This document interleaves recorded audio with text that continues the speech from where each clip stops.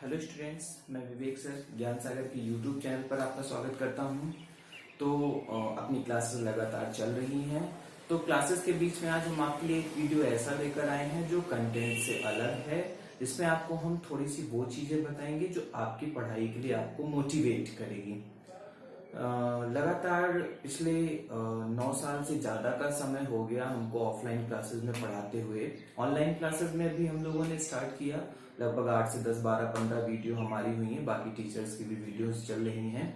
तो offline classes में बहुत सारे विद्यार्थियों के बीच में रहकर बहुत सारे एक्सपीरियंसेस ऐसे हैं जो आपके लिए मोटिवेशन का काम करेंगे और बहुत सारे विद्यार्थियों को समय समय पर प्रेरित करते रहते हैं या प्रेरणा का कार्य करते हैं।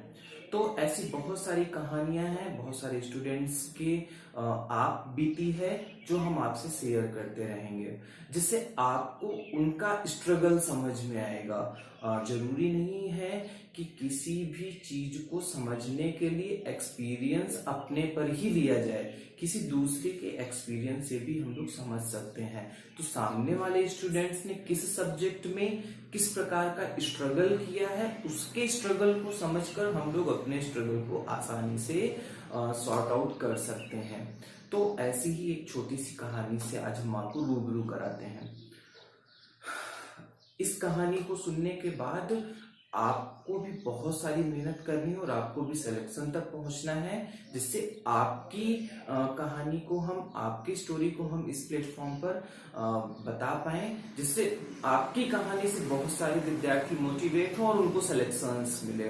तो आप लोग ध्यान रखेंगे कि लगातार खूब सारी मेहनत करेंगे, जिससे आपको अपने लक्ष्य को प्राप्त करने में आसानी हो जाए। ये कहानी है 2016 में एक स्टूडेंट की, जिसने एक ब्रांच में एडमिशन लिया ऑफलाइन क्लास के लिए।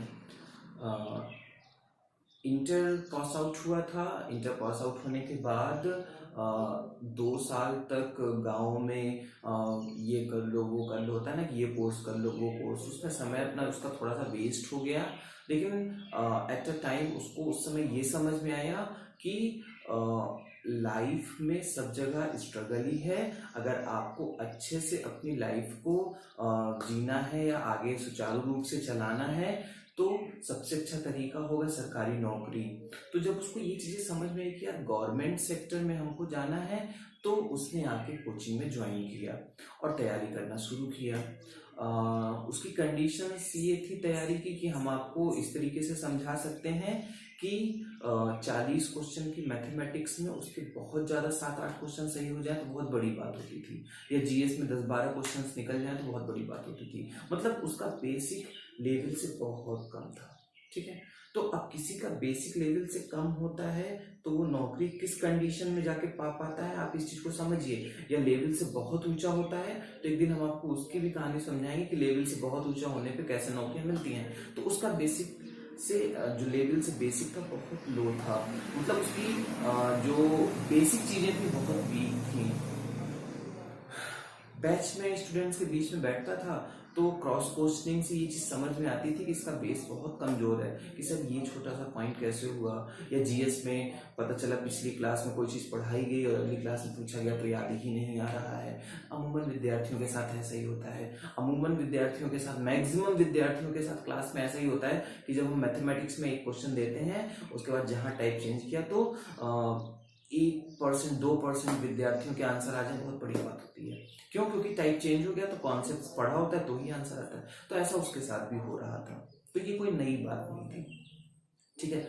लेकिन उसकी जो क्रॉस क्वेश्चनिंग का तरीका था ना, वो एक कॉमन था कि आज भी उसने वही पूछा, 3 क्लास बाद भी उसने वही पूछ लिया। तो हमें लगता था कि ये कहीं ना कहीं चीजों को भूल जाता है, ठीक है।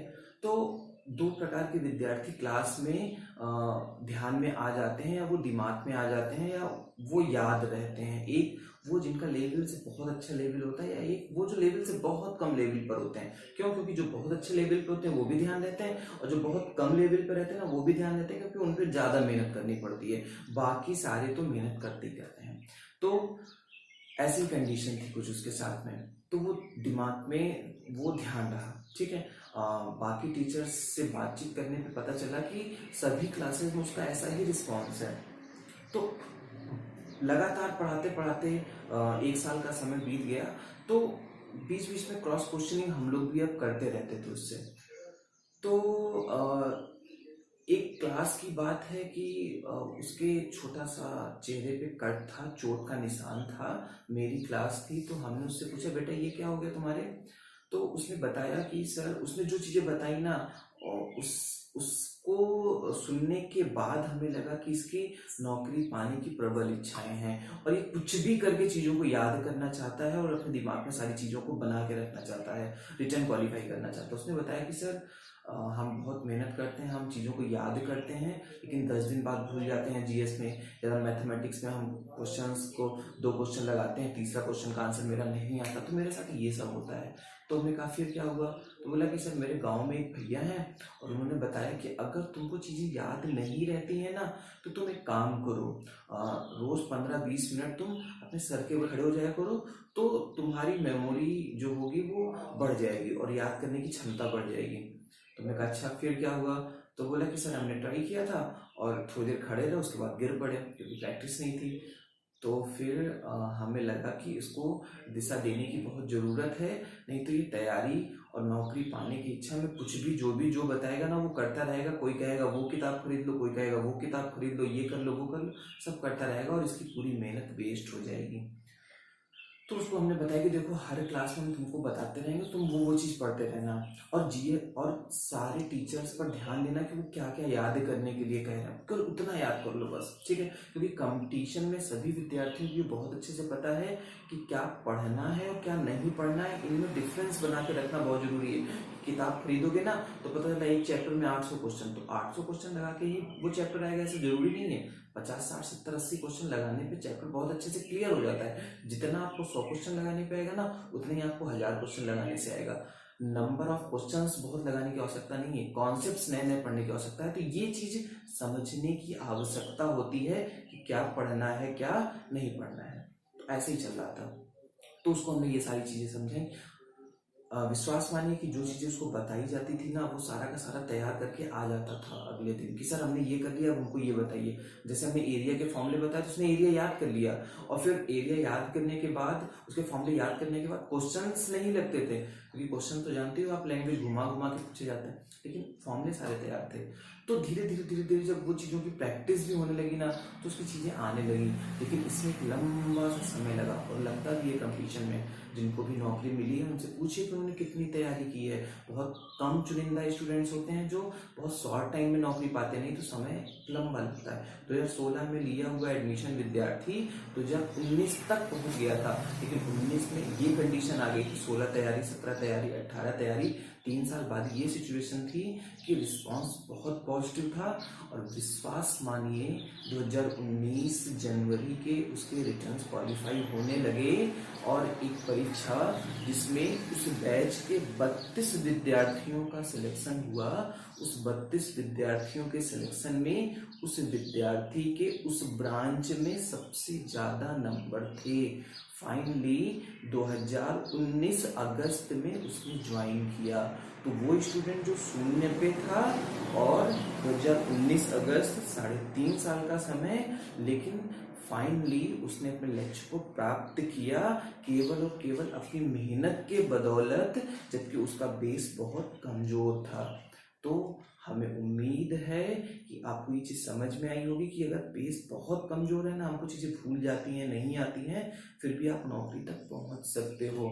ऐसे ढेर सारे एक्सपीरियंसेस हैं जो हम आपको समय समय पर शेयर करते रहेंगे। जिस विद्यार्थी की हमने आपको कहानी सुनाई, उस विद्यार्थी से लॉकडाउन समाप्त होते ही हम उसको बुलाएंगे और आपको इस प्लेटफॉर्म के माध्यम से उसकी लाइव सेशन कराएंगे, जिससे आप क्वेश्चंस पूछ पाओगे कि उसने क्या क्या चीज़ें कैसे कैसे तैयार की। ठीक है, तो हमें उम्मीद है कि आप भी इतनी मेहनत करोगे कि हम इस प्लेटफॉर्म पर आपके बारे में भी बता पाएं और लोगों से आपको मिला पाएं। तो तैयार रहिए, मेहनत करते रहिए, रिटर्न्स निकालते रहिए और अपने एक्सपीरियंस हमसे शेयर करते रहिए, जिससे हम आगे के विद्यार्थियों के लिए प्रेरणा स्रोत का कार्य आप करते रहें। तब तक अपना ध्यान रखिए, मिलेंगे अगली क्लास में और एक अगले मोटिवेशन वीडियो के साथ में। हर 8-9 वीडियो कंटेंट के बाद एक ऐसा मोटिवेशन वीडियो लेकर आते रहेंगे।